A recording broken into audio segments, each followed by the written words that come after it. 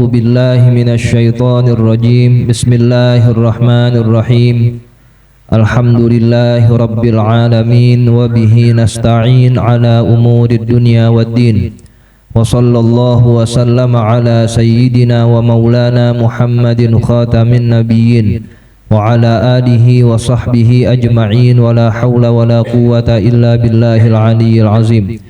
اللهم لا علم لنا إلا ما علمتنا إنك أنت العليم الحكيم ولا فهم لنا إلا ما فهمتنا إنك أنت الواسع الكريم. نسأل الله سبحانه وتعالى أن يعلمنا ويفهمنا ويفتح علينا فتوح العارفين إنه بذلك قدير وبالإجابة جدير وهو حسبنا ونعم الوكيل. إلى حضرة النبي محمد صلى الله عليه وسلم. الفاتحة. بسم الله الرحمن الرحيم. الحمد لله رب العالمين الرحمن الرحيم مالك يوم الدين. إياك نعبد وإياك نستعين. اهدنا الصراط المستقيم صراط الذين أنعمت عليهم غير المغضوب عليهم ولا الضالين. آمين. ثم اغسل رجلك اليمنى ثم اليسرى إلى الكعبين. Kemudian basuhlah kakimu yang sebelah kanan, lalu yang sebelah kiri, ilal ka'bain, basuhan itu sampai kedua mata kaki. Rukun yang kelima daripada rukun-rukun wudu, membasuh kedua kaki, mulai dari bawah sampai mata kaki itu harus terbasuh dengan air. Yang namanya membasuh harus mengalir airnya, itu disebut dengan membasuh. Mengalir atau dia dialirkan oleh air. Namun jangan sampai pas benar mata kaki, lebihin ke atas. Karena kalau kita lebihkan ke atas, otomatis mata kakinya terbasuh. Kalau kita pasin banget sampai mata kaki, dikhawatirkan ada yang kagak kebasuh dari bagian mata kaki itu. Jangan pasin benar, harus dilebihkan ke atas. Bagaimana kemarin membasuh wajah, membasuh tangan, dilebihkan dari batasannya. Wa khallil bihin siril yusra asabi'a rijlika, dan selah-selahlah dengan menggunakan telunjuk tanganmu yang kiri. Asabi'a rijlika, pada jari-jari kakimu. Mubtadi'an bihin siril yumna, dimulai dari bagian kaki kanan yang kelingking, hatta takhtima bihin siril yusra, sampai engkau rapihkan di bagian kelingking kaki kirimu. Wa tudkhilil asabi'a, dan engkau masukkan ke jari-jari kakimu itu min asfala, dari arah bawahnya. Ini sunnah. Jadi yang rukun, yang wajib, terbasuhnya seluruh area kaki sampai kedua mata kakinya, dilebihkan ke atas. Di dalam rukun membasuh kaki ada kesunahan. Makanya syarat sahnya wudu harus tahu mana yang fardu atau rukun dan mana yang sunnah. Yang sunnah itu menyela-nyelai, nyela-nyela bagian jari-jari kaki kita menggunakan jari tangan kita, dimulai dari bawah. Jangan pakai angkat kaki dah ya. Umpamanya tangan aja nih, umpamanya kaki nih. Kalau angkat begini, geledak lagi. Ini umpamanya kaki kanan, kan jari-jarinya nih, jari-jari kaki kanan. Nah, kita menggunakan kelingking tangan kiri, mulai dari bawah begini. Ini bukan begini. Iya, dan jangan semuanya langsung dimasukin. Ini orang mau cek tangan begini. Ini kita sunnahnya pakai yang ini doang nih. Satu, Ini diambil dari sini. Kalau ini kaki nih, kaki kanan dari sini. Begini, 1. Ini pakai kelingking semua nih. 2, 3, 4. Gini caranya. Tuh begini nih.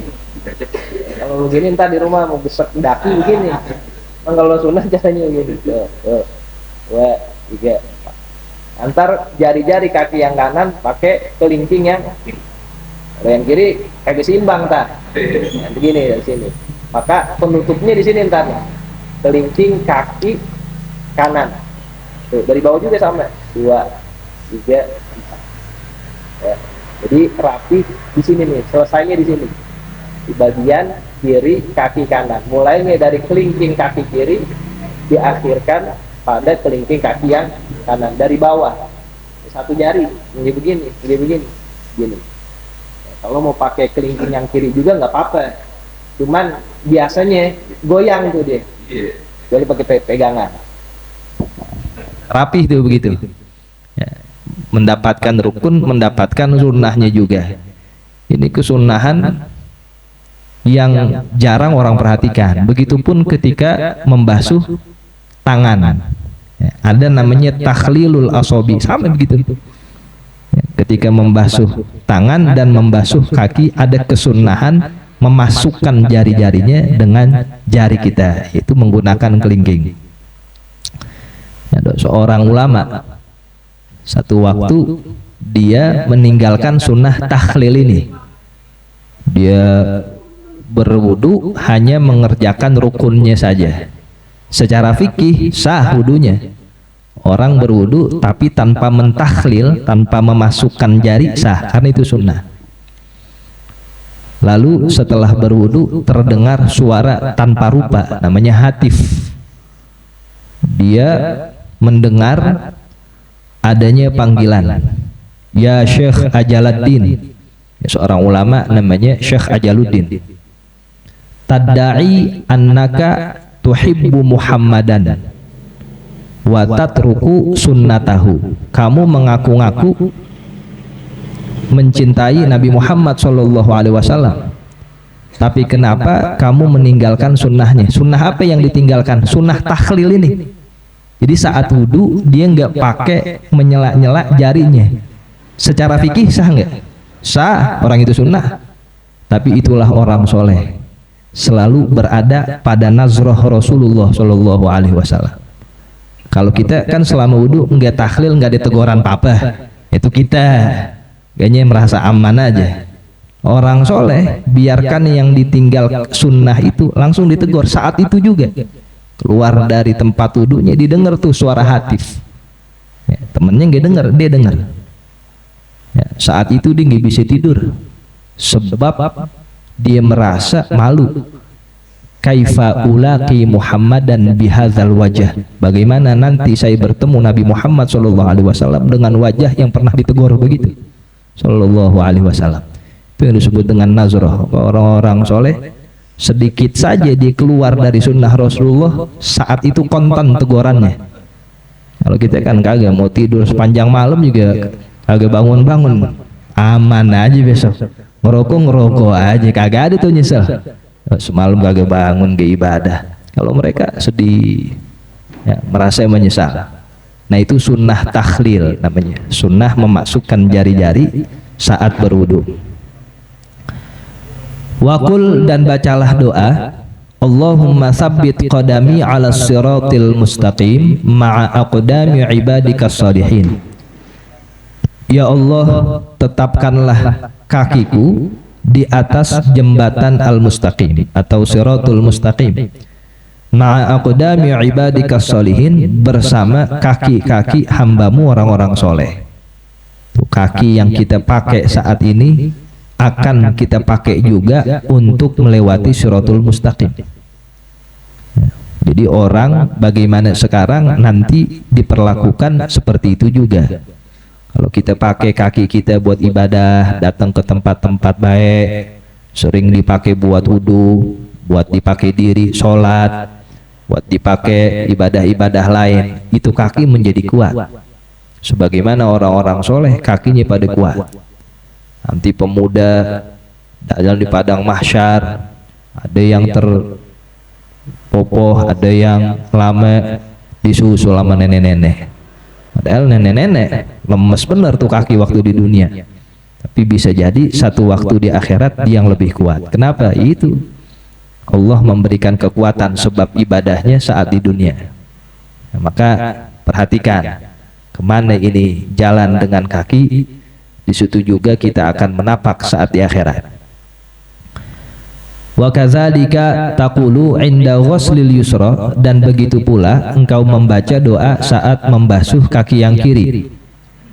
Allahumma inni a'udzubika an tazilla qadami 'ala sirat finnar. Ya Allah, sesungguhnya aku berlindung kepadamu dari tergelincirnya kakiku di atas jembatan finnari, ke dalam neraka. Yauma tazillu aqdamul munafiqina wal musyrikin, hari di mana tergelincirnya kaki-kaki orang munafik dan orang musyrik. Itu kejadian di atas Siratul Mustaqim. Ini kan Siratul Mustaqim pasti keberadaannya itu ada. Termasuk iman kepada yang ghaib, kita percaya hal-hal ini. Kalau kita nggak percaya ada Siratul Mustaqim, gugur tuh keimanan kita. Mahsyar, mizan, hisab, Siratul Mustaqim, neraka, surga, itu akidah tuh, tauhid.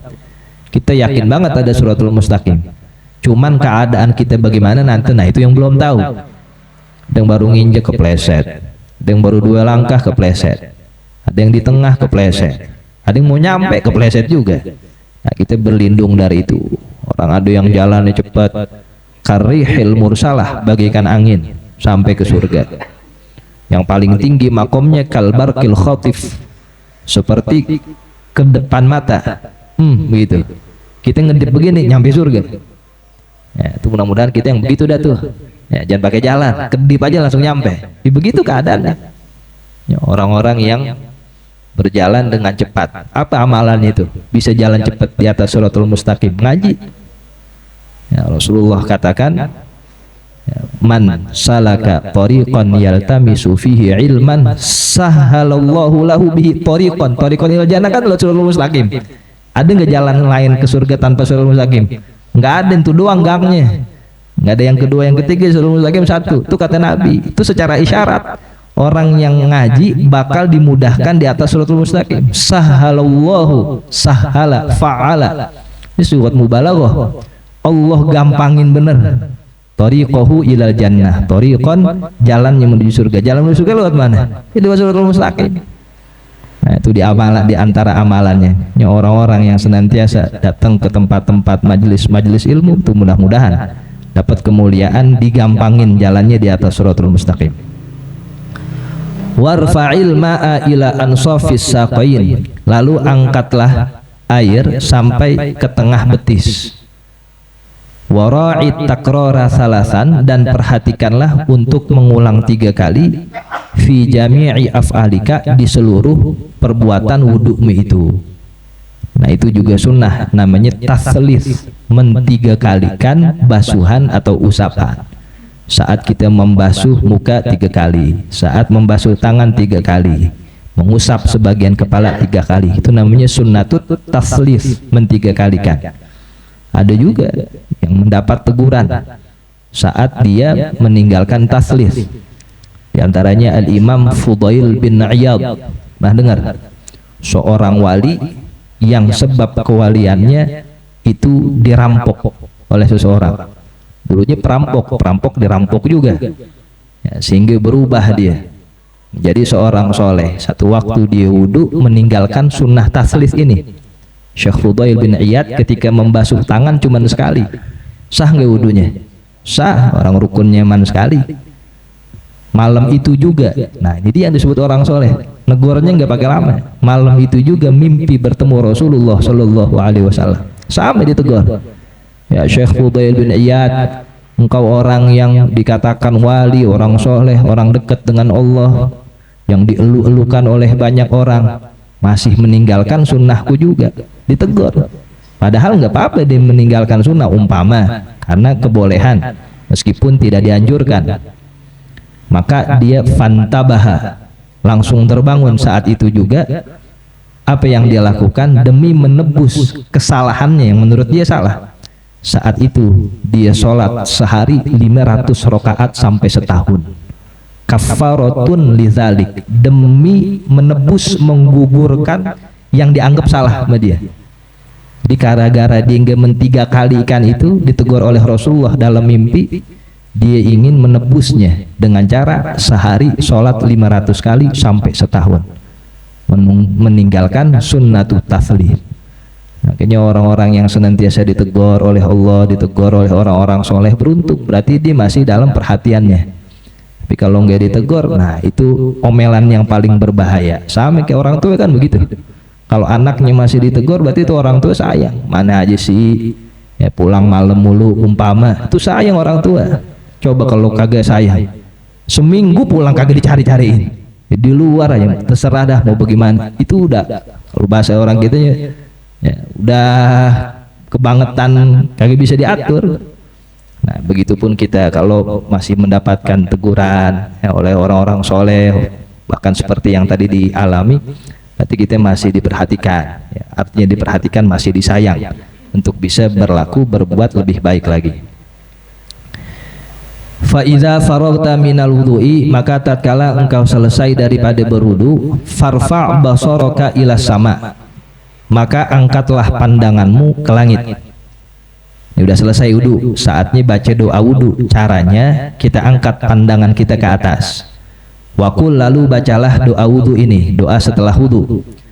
Asyhadu an la ilaha illallah wahdahu la syarikalah, wa asyhadu anna Muhammadan abduhu wa rasuluh. Subhanakallahumma wa bihamdika asyhadu an la ilaha illa anta amiltu su'an, aku melakukan keburukan. Wa zalamtu nafsi, dan aku menzalimi diriku. Astaghfiruka wa atubu ilaik, faghfirli wa tub alayya, ampuni aku dan terimalah taubatku. Innaka antat tawwabur rahim, Allahumma ja'alni minat tawwabin, ya Allah jadikanlah aku tergolong orang-orang yang bertaubat. Waj'alni minal mutatahhirin, dan jadikan aku tergolong orang-orang yang mensucikan diri. Waj'alni min ibadikas salihin, dan jadikanlah aku tergolong hambamu yang soleh. Waj'alni saburan syakuran, jadikan aku orang yang sabar, orang yang bersyukur. Waj'alni azkuruka zikran katsira, dan jadikanlah aku senantiasa mengingatmu dengan zikir yang banyak. Wa usabbihuka bukratan wa asila, dan senantiasa bertasbih kepadamu pagi dan sore. Doa setelah wudu. Faman qara'a hadhihi da'awati fi wudu'ihi, siapa orang yang membaca doa-doa ini di dalam wudunya, kharajat jami'u khotoyahu min jami'i a'dha'ihi, maka keluar seluruh dosa-dosanya, min jami'i a'dha'ihi, dari seluruh anggota tubuhnya. Rontok itu dosa, kayak orang dicuci ketika dia berwudu dengan sempurna dan membaca doa sampai selesai wudunya.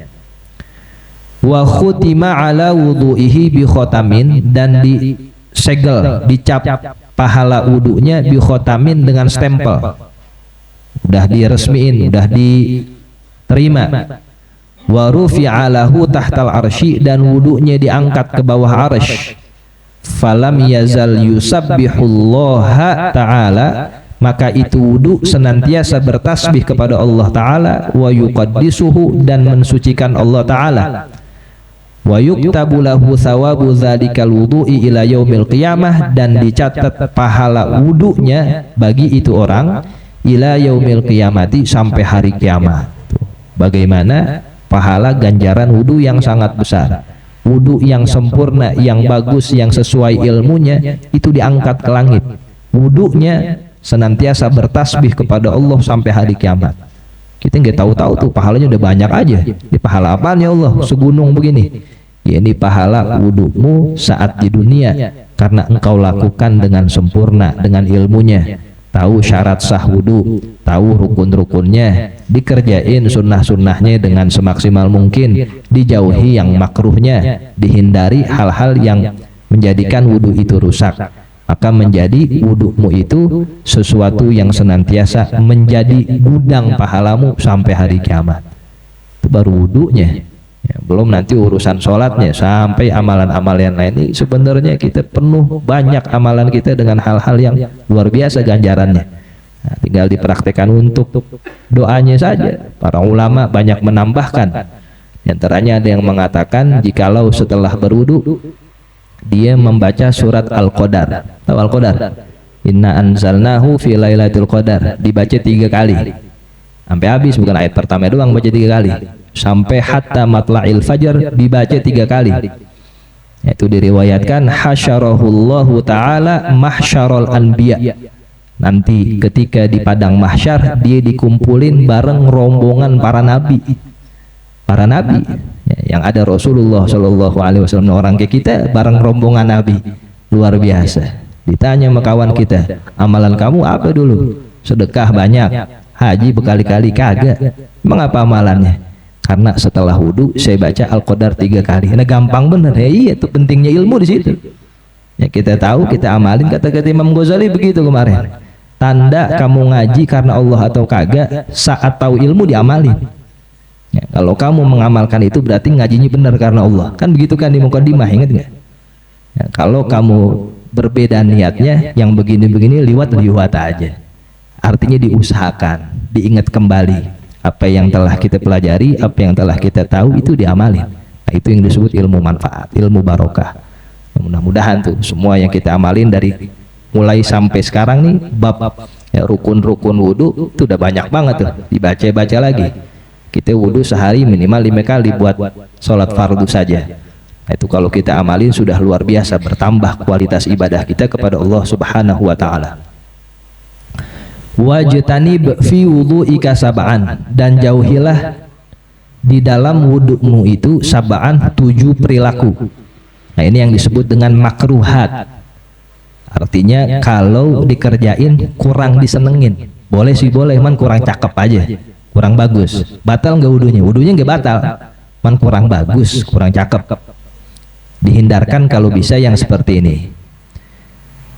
La tanfud yadaika fatarusyal ma'a. Pertama, janganlah kamu mengibas-ngibaskan kedua tanganmu, fatarusyal ma'a, lalu memercikkan air. Ya, disempret-sempretin begitu, dikibas-kibasin. Biarin aja di ngalir sendiri, dikering sendiri. Nah, karena hukumnya makruh. Wala talqim wajhaka wala ra'saka bil ma'il athman. Yang kedua, janganlah engkau siram wajah dan kepalamu bil ma'il athman, dengan satu siraman.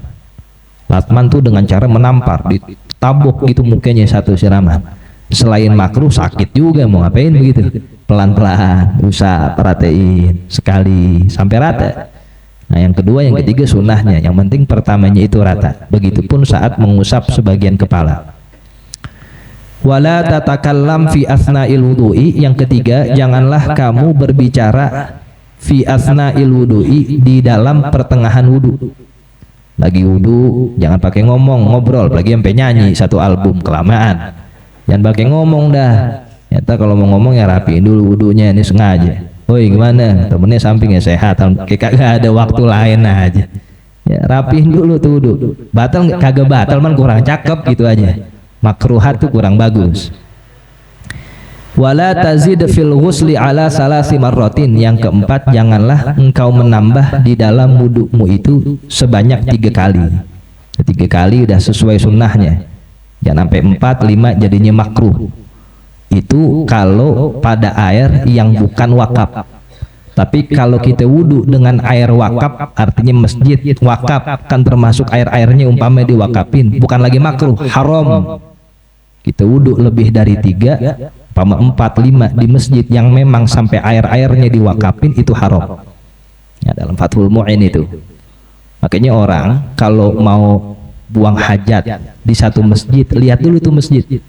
Kalau masjidnya masjid wakaf, nggak boleh kencing doang, karena diwakafin masjid buat sholat, bukan tempat kencing. Fungsinya masjid kan buat sholat, minimal di sholat 2 rakaat minimal tuh, karena ketika dia sholat 2 rakaat dia sudah menggugurkan fungsi masjid itu. Kata yang punya wakaf, berhenti enak bener, man kencing doang. Mang saya wakafin masjid buat kencing doang, itu kalau masjidnya wakaf. Tapi kalau masjidnya bukan wakaf, swadaya masyarakat, atau memang ada orang yang punya bukan diwakafin, nah itu nggak apa-apa meskipun makruh. Ya, kita lihat-lihat juga. Ya, kalau umpama kita pengen buang hajat di masjid yang memang tulisannya ada nazir wakaf, kan biasanya ada itu tulisannya, di masjid diwakafkan nama Aji Anu, jangan kencing doang. Ya, minimal kita gugurin fungsi masjid itu dengan 2 rakaat. Ya rakaat apa aja, sunnah tahiyatul masjid, sunnah wudu. Jadi nggak menjadi haram kencing kita. Nah itu perbedaannya. Sama ke orang markir juga. Ya, parkir sampai 3 bulan di masjid wakaf. Emang tuh masjid buat parkiran, kata orang yang udah mati. Ya bagaimana nih, dipakai buat parkir doang, orangnya kemana? Sekali nggak pernah nongol jamaah, mobilnya ada. Hati-hati tuh ya, karena kita berurusan dengan sesuatu yang difungsikan harus dengan semestinya, kecuali memang ada hal-hal yang menjadikan itu diperbolehkan, umpama disewa untuk kepentingan masjid, keuangannya dan seterusnya, itu lain lagi. Tapi kalau nggak ada itu harus diperhatikan dan dengan hati-hati. Yang kelima, wala tuksir sabbal ma'i min ghairi hajatin, dan janganlah kamu menuangkan di dalam mengucurkan air min ghairi hajatin tanpa ada kebutuhan, bi mujarradil waswasati, semata-mata karena ragu, waswas. Falil muwaswisin, maka bagi orang yang senantiasa waswas, syaitonun yadhaku, terdapat setan yang ketawa, bihim, terhadap orang-orang waswas itu, yuqalu lahu al-walhan, itu setan namanya setan walhan, setan yang mengganggu orang waswas. Ini muka udah belum ya semuanya, padahal udah sampai kaki karena waswas tuh. Ini muka udah belum ya, udah basah belum ya, balik lagi dari awal. Jadi wudhu nggak rapi-rapi dah tuh, lama banget. Ini tangan udah belum ya. Nah, urusan terbasuh atau tidak dalam fikih pakainya zon. Zon itu perkiraan aglabiyah, yang paling besarnya zon. Sekiranya udah terselesaikan, terbasuh, udah keluar bismillah. Sampai ke orang mandi besar, syarat mandi besar kan 2, niat sama meratakan air dengan air. Sayalanul ma'i, sayalanul badani bil ma'i. Itu lama banget. Udah belum, bismillah. Ya, artinya jangan menggampangkan juga, jangan was-was juga. Kalau sekiranya semuanya udah terbasuh dengan air, baik saat wudhu maupun saat mandi, udah keluar. Ya, ramehnya doang, bar dibur. Ame ini keluar reaknya lagi gosok gigi sampai kedengeran depan gang. Rameh banget orang mandi. Bersih kageman, rameh doang. Yang dilihat bukan itunya, lihat benernya ya. Kalau rameh bener sih nggak apa-apa juga teman. Kedengarannya kalau ada tamu kurang bagus juga. Itu lagi ada pembantaian di kamar mandi. Rameh bener. Ya, yang kalem gitu sesuai. Nah itu ya, harus diperhitungkan juga. Jadi jangan sampai menggampangkan, jangan sampai juga membuat ya kita was-was. Ya, sekiranya udah rata semuanya udah keluar. Itu pun saat mandi. Yang keenam, wala tatawaddo bil ma'il musyammasi, dimakruhkan berwudu dengan air musyammas. Maka janganlah engkau berwudu dengan menggunakan air musyammas. Air musyammas itu air yang terkena sengatan matahari langsung dan tempatnya di sesuatu yang menimbulkan penyakit, di seng, di kaleng. Kalau ada air, karena itu air, kalau ada matahari mengenai air, itu akan keluar tuh ya korosi-korosi dari besinya. Nah itu makruh karena akan membawa penyakit. Yang ketujuh, wala minal awanis sufriyati, dan juga janganlah engkau berwudu dari tempat-tempat yang terbuat dari kuningan ya, dari hal-hal yang besi, mengandung besi. Kuningan tahu kan? Kuningan tahu? Nggak boleh tuh kawin nama ya orang dari Kuningan, nggak boleh. Boleh nggak? Ya, bukan Kuningan Cirebon, bukan. Dari yang terbuat dari kuningan, maksudnya kuningan yang besi tempahan begitu. Nah itu juga dimakruhkan. Fahadhihi sab'atu makruhatun fil wudu'i, maka 7 hal ini dimakruhkan di dalam berwudu. Artinya kurang disenangi meskipun tidak membatalkan.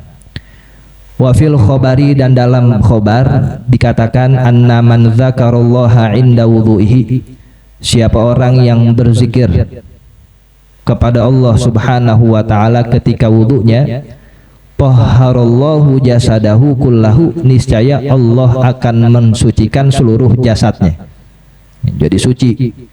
Wa man lam yadhkurillaha, dan siapa orang yang tidak berzikir kepada Allah Ta'ala, lam yathhar minhu illa ma asabahul ma'u, maka tidak akan suci dari bagian tubuh itu kecuali yang terkena oleh air. Artinya kalau kita sambil tadi doa-doa itu kita baca dalam hati, ya kalaupun nggak hafal Arabnya, intinya dah lagi kumur-kumur dalam hati, ya Allah biar mulut ini mengucapkan yang baik, begitu sih inti doanya. Lagi membasuh tangan kanan, mudah-mudahan di tangan yang megang catatan amal kita. Lagi basuh tangan kiri, mudah-mudahan jangan sampai yang megang. Intinya itu doa begitu, mesti pakai bahasa Arab. Dalam wudu kita ingat Allah serta memfungsikan apa yang sedang terbasuh atau terusap. Bukan hanya anggota tubuh itu doang yang dihilangin dosanya, semua jasadnya, jasadahu kullah, perutnya, apanya. Padahal kan kita nggak sampai perut-perut wudu, keluar juga dosa dari itu semua, mulai dari ujung rambut sampai ujung jempol, rontok gitu dosa. Sebab saat dia berwudu mengingat Allah Subhanahu wa Ta'ala. Ya, sudah adabul ghusli.